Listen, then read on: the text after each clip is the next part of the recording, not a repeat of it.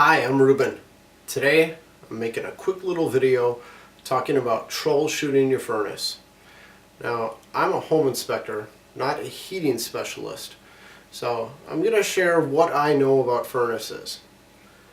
This is not a scripted video, and I haven't rehearsed it at all, so please forgive me if I trip over my words a little bit. This is all right off the cusp. I'm doing this video because I woke up this morning to no heat in my house, and I was actually able to troubleshoot my furnace and get it going again without having to have a heating contractor come over to my house and pay an emergency visit trip charge, which was nice. So the first thing I did was to check my thermostat. I went upstairs and I made sure that it was calling for heat. I made sure that the temperature was turned up enough. Those were both right. Then I replaced the batteries in the thermostat. Still no heat. So then I came back downstairs and I checked the service switch on the furnace. That's this right here. It was in the on position. I've got it off right now because I'm making this video and I don't need the furnace trying to make more noise than I am. But at any rate, that switch needs to be on. If the switch is off, the furnace won't run. My kids have shut it off before. Get a cold house, I come down here, I flip it back on, furnace runs. No big deal.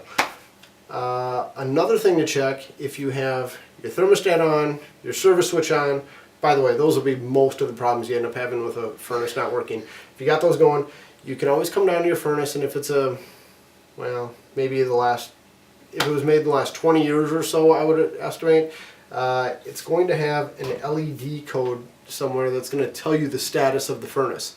Now on my furnace, all I had to do was look inside the sight glass and I could see a little LED light flashing, and it was giving me 3 short flashes and 3 long flashes, which meant 33, error code 33. And then I look up on the troubleshooting guide. Mine is actually attached to the furnace and in my manual. I look up the troubleshooting guide, and when I look up number 33, it says limit or flame rollout switch is open. Now I can tell you from experience doing home inspections that this is a very common furnace defect, or a very common error code that furnaces get.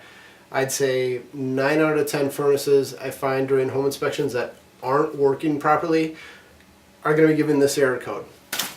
Part of the reason is just a dirty furnace filter. Now, if you've got a filter that's all clogged and nasty,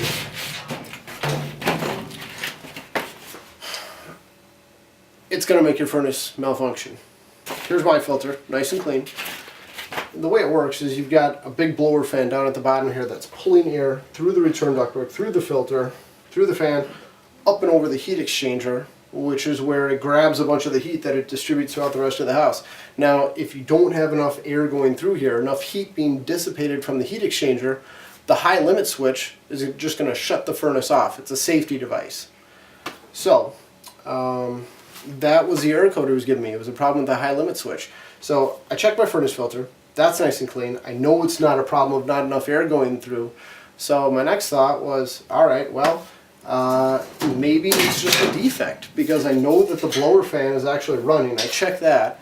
And the next thing I did was I actually just took the high limit switch out of my furnace and I banged on it a little bit. And most of the time you're not even going to get to that point. Typically, it's going to be a dirty furnace filter that's causing the furnace to malfunction. But, is this off? Yeah, it's off. I'm going to pull this high limit switch out of here as carefully as I can. This is it. I took this out and I just took something and I gave it a little tap, just like that, and I stuck it back in there. I flipped the switch on and my furnace started running.